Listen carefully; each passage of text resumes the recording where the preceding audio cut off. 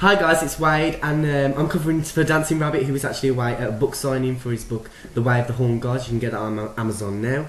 That was a shameless plug. Today, this week's topic is healing, and today I want to talk about meditation and chakra healing, cleansing, that kind of area.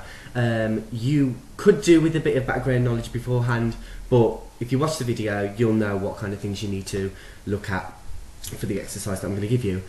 First of all, I need to stress the importance of meditation, both on a psychic level and an everyday level. Meditation kind of cleans the slate of energies as you start a day, so you don't go out there feeling a bit sluggish and then feeling like you've attracted angry energies and sluggish energies to you, because that's kind of what happens. People are drawn to energies that are on the same frequency, if you get what I mean. I don't want to go into too much, but that they attract each other. So meditation really just cleans the slate as the day starts. A healthy schedule to meditate would really be if you could do it every morning, but of course there are people out there who can't, either due to their job or the fact that they are students or they might share rooms with people, and it just, at that time in the morning or whenever they find free time, it's not always free. So if you could do it between 2 to 3 times a week, that would be sufficient. If you can do it every day, that is great. I mean, meditation really helps both spiritual growth and obviously just relaxing. It is incredibly important to any pagan path to meditate.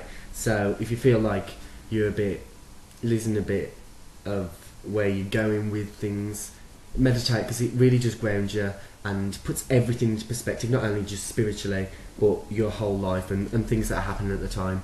The reason I'm talking about this is because as I go into chakras, we're going to need to talk a bit about meditation, because there is a task that I'm going to explain to you in which you will need to be able to close down. For those of you who find meditation hard, there is a way that you can do it. If you have problems with visualization, or you do find yourself nodding off a bit, what you can do is set a candle in front of you and look into the flame, but it just allows you to not fall asleep because your eyes are open, if you know what I mean. It has helped a lot of people that I know that have problems with meditating, so maybe that's a little thing I just wanted to put in there.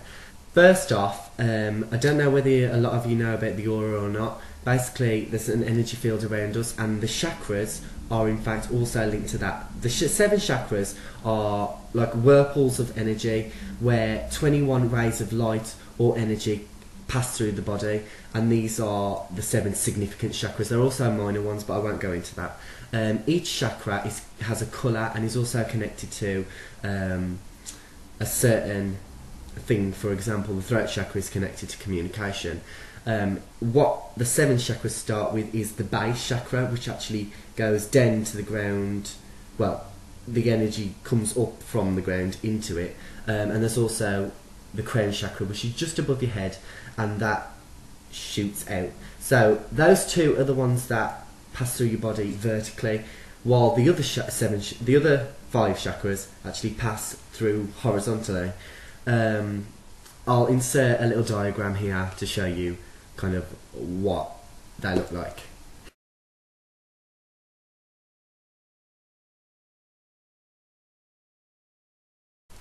As I said, the chakras are whirlpools of energy in which they take in positive and negative energy, and they can be opened and closed as you wish. However, while you're opening and closing them, you may not realise it, and they're usually only open for psychic work. You do it intentionally, but it also can get clogged up with negative energies. So what I'm going to show you is a way that you can kind of unclog your chakras to continue working, because they do. A clogged chakra can actually end up with you either ended up with back pain, other physical problems, also emotional problems, and other difficulties surrounding yourself. So it's very important that you kind of keep these things clean and just keep on top of them. So now you're ready, just position yourself in a place where it's going to be quiet and you're going to be able to relax and just get yourself into a meditative state. So it's probably best just to sit down on the chair with your feet to the ground and your hands by the sides of your legs. Don't cross anything, because that just makes things uncomfortable. What you're going to need to do is choose one of the pendulums that works best for you. It doesn't matter about the stone really. Well, I've been taught it doesn't anyway. So I have here both a citrine pendulum and a clear quartz pendulum. I'm actually going to go with a clear quartz pendulum simply because it works best for me. Once you've got your pendulum, what you need to do is, if it's a new pendulum, make sure it's cleansed and stuff, and it's best to work with something you've worked with before, because this is quite an advanced subject for people who are beginning to work with that. What you need to do is ask the pendulum what a clogged chakra is going to look like, and then it should give you a direction in which it spins, or a shape that it will make, or some indication of what a clogged chakra will look like. So mine's turning a bit anti-clockwise, and then ask it what a unclogged chakra will look like. And then once you've got what represents a clogged chakra and unclogged chakra, for example, an unclogged chakra it may spin clockwise, and then for clogged chakra it might spin the other way, or it could swing side to side and then another side to side. It depends on how you work with your chakra. Then what you need to do is, starting from the base, on who you're working with, or if you're working for yourself, start at the base chakra, and what you need to do is ask it, is this chakra clogged or not? Can you show me please? And then it will show you whether it's clogged or not. And then what you need to do to unclog the chakra is, depends on the way that it's spinning or whatever, spin it the other way. So forcefully spin it in the opposite direction to unclog it. When I was doing it with when I was showed how to do it, the teacher actually did spin it at quite a forceful speed, so be aware that the crystal might actually fall off and kill someone, but you do need to work at it quite fast. So say about that kind of height and speed to unclog the chakra. What you need to then do after that is go ahead back into the chakra and ask again, are you clogged or unclogged, and continue the process until it's completely clear.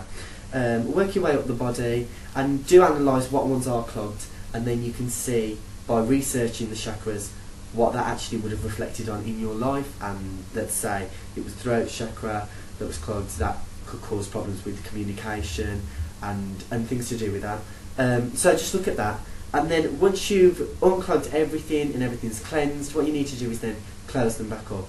There's a simple meditation to do that. You position yourself back in the seat, and you just envision them all closing, going down, retracting the energy through and passing it into the ground, through your roots, and then you are cleansed.